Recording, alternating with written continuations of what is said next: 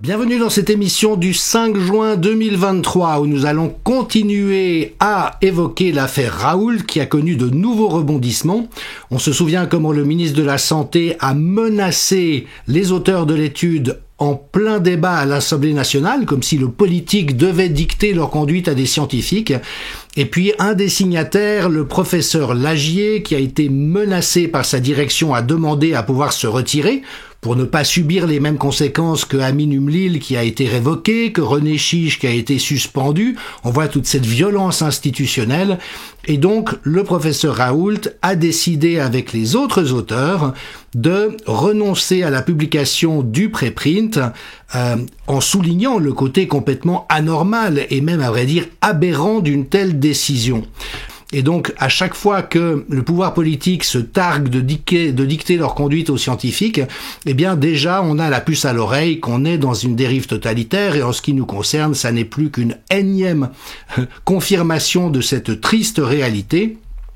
Didier Raoult persiste et signe en disant « Les seuls cobayes sont ceux qui ont été les vaccinés par un essai illégal du fait de l'absence de consentement sans contrainte. Le consentement sans contrainte était impossible étant donné les conditions administratives, légales et politiques générées par le gouvernement français.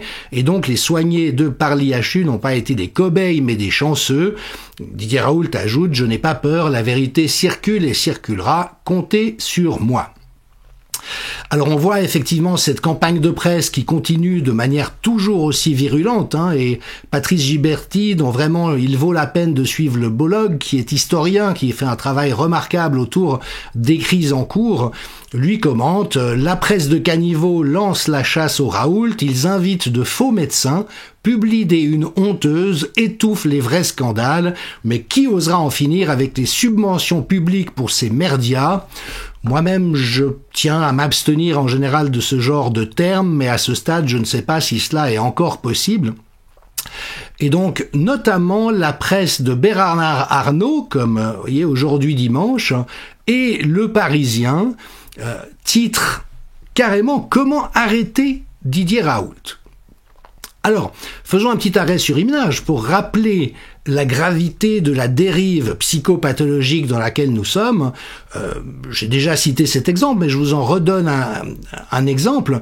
Vous voyez, par exemple, un des co-auteurs de l'étude Fiolet, qui a été une escroquerie montée par la corruption systémique et ses agents en France et en Suisse, notamment Yazdan Pana, Nathan Pfeffer-Smadja en France et Caroline Samer à Genève, qui était vraiment une fraude pure et simple, et dont plusieurs des co-auteurs s'attaquent maintenant à l'étude rétrospective de l'IHU Méditerranée Infection.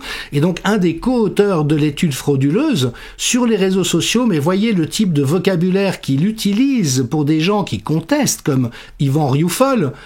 Je me permets de citer, il est fini à la pisse avec ses menaces, les trolls de merde, je vous pisse au cul, les préprints finis à la pisse, la recherche mal branlée, l'utilisation idiote de préprints à la con par les médias, ferme ta gueule Réverbelle pour une chercheuse de qualité, et puis, écoutez ça, je m'en bats les roustons d'être poli, ok. Ça nous avait un petit peu échappé. Et en ce qui concerne François, vous puez la merde complotiste. Donc on voit qu'on a affaire à des gens, mais qui sont juste en roue libre pour certains d'entre eux, avec ce vocabulaire très scatologique qu'on avait déjà repéré chez Thomas Durand. Mais vous serez d'accord avec moi que quelqu'un qui se comporte comme ça, en temps normal et pour quelqu'un qui a gardé sa raison, c'est quelqu'un qu'on ne peut pas prendre au sérieux. Dont on se dit, il a quand même des sacrés troubles de l'agressivité, et ça n'est pas comme ça qu'il convient de porter une polémique scientifique, si tant est que ça soit son intérêt. Et vous voyez, le soi-disant prestigieux journal Le Temps en Suisse, mais qui aujourd'hui est un naufrage ambulant, eh ben lui qualifie ce personnage, celui qui vient d'éructer toutes les saillies scatologiques que je viens de nommer, comme une figure de la science francophone sur Twitter, qui pourfend les pseudosciences comme il aime les chats, avec tout son cœur. Donc, de nouveau, si on ne mesure pas que nous sommes actuellement en plein délire, et je vous renvoie une fois de plus aux travaux remarquables d'Ariane Biran, qui est normalienne, philosophe spécialiste en philosophie morale et politique, docteur en psychopathologie, grande spécialiste de la paranoïa et des dérives totalitaires. Si on n'a pas cette clé de lecture, eh ben effectivement, on ne peut juste pas appréhender à sa juste mesure ce dont il s'agit. Et j'indique également la référence d'émissions, d'entretiens que j'ai publiées avec Ariane Biran. Et vraiment, prenez la peine de comprendre à quoi nous avons affaire. Sur le fond, vous voyez, Jacques Henry, qui était chercheur au CNRS en biologie, lui, il explique comment le gouvernement a organisé le meurtre d'un maximum de personnes pour favoriser les injections et surtout les conséquences à venir pour eux. Tous les dossiers médicaux et les études réalisées au cours de l'épidémie par l'équipe de l'IHU de Marseille ont été analysés par une équipe d'huissiers assermentés. Aucune fraude n'a été détectée et le rapport est plus que satisfaisant. Ce type de précaution est inhabituel, souligne-t-il, mais rend cette publication inattaquable. Et ça, on comprend effectivement que Didier Raoult a fort bien joué sa partition sur le plan tactique et stratégique. Et donc, maintenant, l'enjeu est de démontrer la fraude des autorités politiques françaises pour appuyer la commercialisation des pseudo-vaccins dont l'agrément temporaire de mise sur le marché dépendait d'absence de traitement pour combattre le virus. La publication en question de l'IHU prouve clairement le contraire et donc tout ceci va se terminer tôt ou tard à la case prison sans remise de peine, mais on comprend que ça balise sacrément dans le camp d'en face et d'ailleurs avec des accusations qui sont complètement déplacées. C'est-à-dire que vous observerez que les attaques ne portent pas sur l'étude et ses résultats, mais sur le fait qu'elle aurait constitué un essai clinique sauvage, ce qui est juste indéfendable pour quiconque connaît la recherche, mais nous ne sommes plus dans un contexte de raison et d'argument, nous sommes dans un contexte de délire raisonnant. Savoir aussi qu'il y a un très large soutien à Didier Raoult. J'ai moi-même signé bien sûr la tribune que Bon Sens a mis sur pied à cet effet. Plus de 350 médecins scientifiques et personnalités publiques ont déjà signé et les signatures n'arrêtent de déferler. Donc faire croire qu'il est isolé et qu'il est seul à croire dans le résultat de ses études est vraiment une truanderie intellectuelle de la pire espèce, c'est totalement faux. Et si vous consultez la liste des signataires, vous verrez qu'on a un niveau académique, scientifique et intellectuel autrement plus important que ceux des signataires de la tribune qui l'ont attaqué. Maintenant, si on se penche sur les signataires de la tribune qui l'ont attaqué, voyez, on observe qu'il y a plus de 18 millions et demi d'euros qui ont été versés par les labos pour ces signataires. Et là, je parle que uniquement de ce qui est connu. On sait par ailleurs que dans ce genre de procédé, en général, il y a des versements qui transitent par des comptes offshore.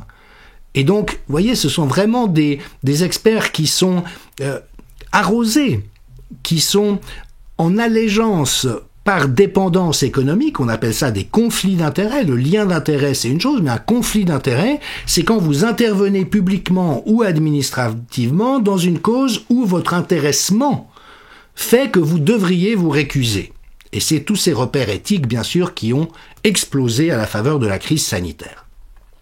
Le fond, évidemment, on le connaît. C'est que si effectivement ce que Raoult affirme, et avec des données qui, à ce stade, sont incontestables, est confirmé, à ce moment-là, tous ceux qui ont trempé dans une magouille qui a causé des dizaines de milliers de victimes en France et des millions à l'échelle mondiale, évidemment, vont avoir des comptes à rendre, et là, leur carrière sera finie. Donc Asim Malhotra, qui est un très grand cardiologue britannique, lui résume ça d'une manière vraiment à l'essentiel. La véritable bataille que nous menons dans le domaine de la santé aujourd'hui est celle de la vérité contre l'argent. C'est ça. Et vous voyez tous les moyens qui sont mis à disposition. Alors Peter McCullough aux États-Unis, qui est un autre cardiologue de réputation mondiale, lui ne cesse d'agir et vraiment avec une vaillance admirable. Et Hélène Madoun souligne qu'aux États-Unis, des sénateurs demandent une enquête pour expliquer l'absence de soins ambulatoires précoces de la Covid. Et en France, les Pinocchio au pouvoir, les polis, font taire les médecins qui ont soigné. Et évidemment que toute la situation est absurdissime. On est dans cette inversion accusatoire, c'est-à-dire des gens qui ont infligé Une expérimentation génique hyper risquée avec une extorsion de consentement dans le cadre d'un essai thérapeutique illégal sauvage. Je rappelle que les substances en question sont encore en phase expérimentale. Accuse Didier Raoult, qui a soigné les gens, d'avoir fait ce que eux-mêmes ont fait et que lui-même n'a pas fait. Donc on est dans ces emberlificotements qui sont caractéristiques de ce qu'on appelle l'agnotologie, c'est-à-dire le fait de fabriquer de l'ignorance pour que les gens soient tellement perdus dans ces controverses qu'en quelque sorte ils renoncent à réfléchir. Mais Grégory Pamard, médecin qui a été longtemps suspendu, lui, de nouveau, va à l'essentiel. Imaginez le nombre de patients qui pourraient plutôt porter plainte pour défaut de soins. Les médecins ont l'obligation de soigner leurs patients. Les cabinets fermés, le refus de recevoir les patients fiévreux ou non vaccinés, les on ne peut rien faire aller à l'hôpital, il est là le plus grand scandale sanitaire de l'histoire. Et Robert Kennedy Jr., dont je rappelle qu'il se présente à l'élection présidentielle aux États-Unis, lui aussi rappelle un élément central du dossier en disant « Mais j'aimerais bien que le président Biden ou le président Trump, qui étaient aux affaires respectivement, expliquent ce qui les a conduits à confiner dès lors qu'on sait que ça ne servait à rien. C'est une erreur qui a coûté 16 trillions de dollars, c'est-à-dire 16 000 milliards de dollars. Et en fait, il y a eu un transfert de richesses à hauteur de 4 000 milliards de dollars qui ont été soutirés à la classe moyenne dans son pays, les États-Unis uniquement, pour être donnés aux super riches. Et les confinements et ces mesures absurdes ont créé des milliardaires du jour au lendemain, comme Stéphane Bancel par exemple. Mais après, il faut se souvenir que Bernard Arnault, qui persécute Didier Raoult dans les colonnes de ses torchons, et qui est très ami avec Emmanuel Macron, s'est enrichi d'une manière scandaleuse au cours des 3 ans de crise. Il est devenu la première fortune au monde. Et donc, lui a tiré profit au maximum de ce qui s'est produit, mais qui est aussi passé par l'appauvrissement des Français. Et donc, peut-être pourrait-on lui demander de commencer par rendre l'argent.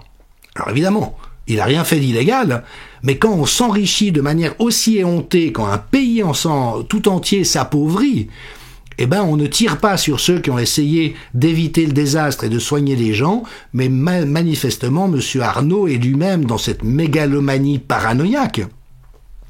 Et Jean-Baptiste Rivoire, qui connaît bien l'univers de la presse, décrit comment M. Arnault a des travers paranoïaques.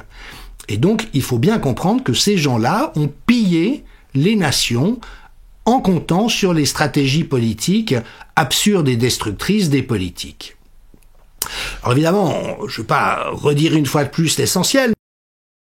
Hélène Stroll, qui est inspectrice générale émérite des affaires sociales, relève que rien ne peut être reproché à l'IHU par rapport aux soins des malades. La prise en charge et le soin ont correspondu à toutes les bonnes pratiques en la matière. L'IGAS a eu accès dans ses inspections à tous les documents relatant les événements indésirables, les plaintes des malades et bien sûr le consentement que le médecin demandait aux patients, et il n'y a absolument rien. Donc vraiment, on est dans l'inversion accusatoire, c'est-à-dire le pervers accuse celui qui est innocent et qui au contraire a agi à partir de sa bonté et de son intégrité d'avoir commis ce que lui-même est en train de commettre. Et voilà. Alors, faut-il rappeler que les cas d'effets indésirables post-injection génique expérimentale explosent. Il y en a eu pratiquement 200 000 cas qui ont été déclarés, dont 25% étaient graves. Alors qu'on sait que le taux de déclaration des effets indésirables pour les bénins est très faible, inférieur à 1%, et que ce taux monte à 5% pour les effets graves. Donc si on prend 50 000 effets graves, dont 5% seulement sont déclarés, vous multipliez ça par 20, et on voit l'étendue de l'atteinte sanitaire à la santé des gens et à l'intégrité physique des gens dans le cadre d'une expérimentation, rappelons-le une fois de plus, interdite par les conventions internationales. On sait aussi que tous les contempteurs de l'IHU se réclament de l'evidence-based medicine, mais là encore, c'est une foutaise pour quiconque connaît un petit peu la science. Mais rappelons aussi que, voyez, le gouvernement britannique, mais c'est vrai dans tous les pays, mais le gouvernement britannique a censuré Carl Hennigan, qui est directeur du Center for Evidence-Based Medicine, c'est-à-dire le cénacle qui supervise la correction de la méthodologie evidence-based, qui bien sûr a des avantages dans un grand nombre de cas, et même lui a été censuré. Donc vous voyez, on est vraiment dans un système mafieux, dans un système totalitaire.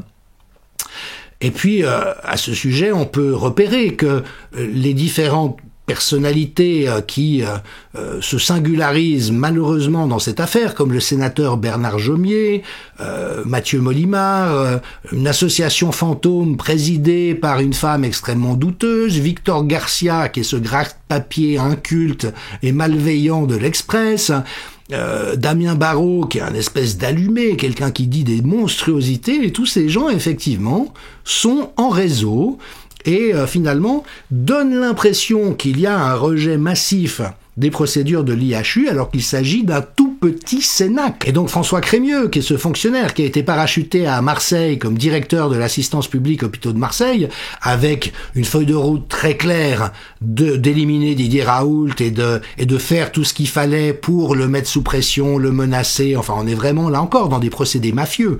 Je n'ai pas d'autres expressions possibles. Et il faut effectivement relever que le professeur Raoult leur fait peur. Ils ont trop de sang sur les mains, ils ont dit trop de mensonges, ils ont commis trop de manipulations, il y a eu trop de corruption. Et donc voilà, un observateur souligne que François Crémieux, le François Crémieux en question, est lui-même mis en examen pour avoir envoyé des mails avec de fausses informations sur l'IHU Méditerranée Infection. Et puis alors, une des expertes de plateau, donc vous voyez que Bruce Toussaint, sur BFM, mais bon, BFM, c'est Patrick Drahi, c'est la CIA et le Mossad, c'est Marc-Olivier Fogiel, qui est très copain avec Brigitte Macron, donc vous voyez, on est encore dans... Eh ben, après avoir interviewé le professeur Raoult, a fait venir une soi-disant experte, qui est encore une médecin qui ne représente absolument rien, qui a pris la tête de cette soi-disant association des victimes d'un traitement qui soigne, donc déjà en soi ça pose question, et dont il s'avère qu'elle a été exclue pendant 2 ans de l'université de Bretagne occidentale pour avoir fait une tentative de fraude à l'examen. Donc, de nouveau, vous voyez, on est dans un délire et dans une farce, à vrai dire, dans ce que Michel Maffezoli a appelé la théatrocratie, c'est-à-dire un monde qui n'est plus qu'un simulacre. C'est une espèce de... Vraiment, ça rappelle le Père Ubu, pour ceux qui connaissent un petit peu le théâtre. Alors Iris Aberkan remet un peu d'axiologie là-dedans, en relevant, si on suit le raisonnement et le concept de plainte potentielle, ça fait des millions de plaintes potentielles pour tous les patients qui ont reçu du remdesivir, ce médicament toxique promu par les pontes de la corruption systémique, le Rivotril qui a achevé des milliers de personnes sans leur laisser la moindre chance, et puis bien sûr des dizaines de millions de plaintes pour les inoculations si surestimées et qui étaient évidemment ni sûres ni efficaces. Donc rappelons le scandale du remdesivir à 1 milliard d'euros, un traitement qui n'a jamais marché, pour lequel il n'y a jamais eu d'études sérieuses, mais qui a toujours été préconisé par les soi-disant autorités de santé, ou plutôt autorités de fructification financière pour les pharmas sur la base d'opérations frauduleuses. Et puis, pour revenir à l'essentiel une fois de plus, je rappelle cet article du British Medical Journal, une des 3 principales revues médicales, paru en novembre 2020, et dont le titre... Et donc c'est toujours intéressant d'avoir la description du problème et l'alerte en amont, et puis après de voir la catastrophe se produire intéressée, puis de dire, mais attendez, on avait toutes les informations. Donc le BMJ parlait la politisation, la corruption et la suppression de la science. En alertant en novembre 2020, la science est actuellement réprimée pour des raisons politiques et financières. Le Covid-19 a déclenché la corruption de l'État à grande échelle. Dans quoi sommes-nous? Puis vous voyez, la politisation de la science. Quand un ministre de la Santé, qui est infiniment moins calé que les équipes de l'IHU, dit « c'est inadmissible de faire de la science comme ça », nous sommes dans une situation à la Lysenko, nous sommes dans une politisation de la science, nous sommes dans un modèle du monde soviétique et bureaucratique, Et donc le BMJ disait, cette politisation de la science a été déployée avec enthousiasme par certains des pires autocrates et dictateurs de l'histoire, et elle est malheureusement monnaie courante dans les démocraties, ici et maintenant. Le complexe médico-politique tend à supprimer la science pour des raisons d'intéressement financier, et concluait l'article, à mesure que les puissants deviennent plus prospères, plus riches et plus intoxiqués par le pouvoir, les vérités dérangeantes de la science sont supprimées, et lorsque la bonne science est supprimée, les gens meurent. Donc vous voyez, voilà, le diagnostic de la pathologie politico-sociétale, voilà, ne fait pas un petit. Et Amin Umlil résume ou conclut cela avec tout le bon sens, l'intégrité et la lucidité qui est la sienne, s'adressant au ministre, François Braun. Selon vous, si j'ai bien compris, un industriel peut distribuer une nouveauté médicamenteuse déguisée en innovation sans autorisation de mise sur le marché, et ils veulent maintenant que ça soit le régime par défaut, que les pharmas n'aient plus besoin de passer par l'autorisation d'AMM pour tous les nouveaux produits. Donc, faut mesurer, là encore, la gravité de la chose, mais, demande Amin Umlil, un médecin ne peut pas prescrire un médicament ancien hors AMM. Vous voyez ? Quand je parle de délire, on est en plein délire. Alors tournons-nous une fois de plus vers la philosophie et vers Alexis Haupt qui lui, effectivement, conclut avec la sagacité qui est la sienne. La plus grande leçon de la période n'est pas que les puissants sont capables de toutes les folies, ça on le savait. Non, la plus grande leçon est que la masse est capable de gober des sottises plus grosses que la lune, et des sottises c'est gentil, il faut parler de monstruosité ici. La soumission intellectuelle est un vrai fléau. Parce qu'évidemment qu'un certain nombre de personnes sont sous hypnose, un certain nombre de personnes participent activement à cette dérive épouvantable, mais tous les autres se taisent et restent quoi par peur des conséquences. Alors évidemment, il y a eu tellement de lapidation sur la place publique que ça se laisse comprendre quand vous avez un leasing, le remboursement de la maison à payer, l'école privée des enfants, etc. Mais il y a un moment donné où la lâcheté, et j'ai tendance à considérer que la France, hélas, retombe dans ses travers vichistes, mais n'est plus acceptable. Alors tout ceci, demain je reviendrai sur l'ingénierie sociale et les techniques de manipulation, mais ça correspond à ce qu'on connaît par cœur, c'est-à-dire toutes ces stratégies de propagande dont David Colomb en France est un très grand spécialiste. Il s'est pas du tout exprimé sur la dérive en cours, donc je pense que lui aussi couvre ses arrières. Mais vous voyez, il y a un certain nombre d'actions fondamentales à mettre en œuvre. La première est de discréditer l'adversaire. C'est ce qui se passe avec Didier Raoult. Nous sommes face à une tentative de destruction de réputation. Prétendre servir l'intérêt général. Mettre la science dans sa poche, on peut l'acheter, c'est pratique. Donner l'impression d'avoir l'opinion de son côté, c'est vraiment ce que font les médias et les politiques. Faire diversion pour qu'on ne parle jamais du fond. Gagner les experts et décideurs à sa cause et influencer les journalistes. Et la conclusion, c'est que nous sommes littéralement dans cela aujourd'hui. Vous voyez, c'est notre société d'aujourd'hui. Propose Thomas Lequertier, j'affirme que ce lapin est de couleur verte, et si vous n'êtes pas d'accord, vous êtes le problème. Alors Robert Kennedy, qui commande tout ça, je crois que lui aussi a vraiment réinjecte de toute sa force et sa conviction du bon sens et de la raison en disant, au fond, le problème aujourd'hui, c'est que les gens ne font plus confiance à nos gouvernements aujourd'hui parce que nos gouvernements ne sont plus dignes de confiance. Et les médias et la presse ne sont plus dignes de confiance. Et le meilleur moyen d'arrêter cette division, c'est d'avoir un gouvernement qui donne les faits de manière honnête sur lesquels nous puissions nous appuyer et sur lesquels nous puissions nous mettre d'accord. Et donc, il faut absolument qu'un changement se produise. Et donc, si ce psychodrame autour de la publication de l'IHU Méditerranée Infection a autant d'importance, c'est que c'est un point nodal de ce combat pour résister au délire, à la corruption et à la violence totalitaire, et que si nous arrivons à vaincre les forces qui aujourd'hui mettent toute l'énergie du désespoir dans cette bataille, ça veut dire que très vite, les choses vont se déconstruire de l'autre côté. Merci.